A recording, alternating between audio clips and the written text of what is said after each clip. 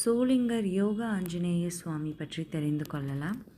பக்த பிரகலாதனுக்காக காட்சி கொடுத்த நரசிம்மரின் அவதாரத்தை தாங்களும் தரிசிக்க வேண்டும் என சப்த ரிஷிகளும் இங்கு வந்து தவம் இருந்தனர்.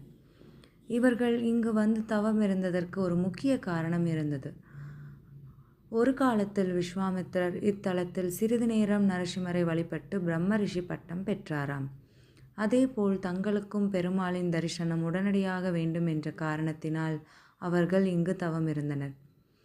ராமாவதாரம் முடிந்ததும் ராமர் ஆஞ்சநேயரிடம், இந்த மலையில் தவம் செய்யும் ரிஷிகளுக்கு அரக்கர்களால் இடைஞ்சல் ஏற்படுகிறது, அதை நீ போக்கி வை என்றார்.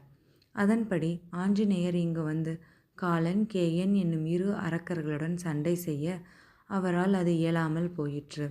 உடனே ஆஞ்சநேயர் ராமரை வழிபட்டு அவரிடமிருந்து சங்கு சக்கரங்களை பெற்று அரக்கர்களை அழித்தார்.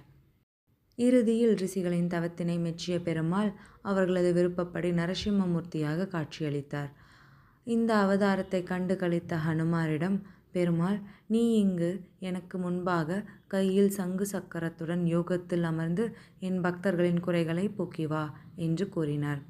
அதன்படி ஆஞ்சநேயர் நரசிம்மர் கோயில் உள்ள மலைக்கு அருகிலுள்ள சிறிய மலையில் யோக ஆஞ்சநேயராக சங்கு சக்கரத்துடன் அருள் பாலித்து வருகிறார்.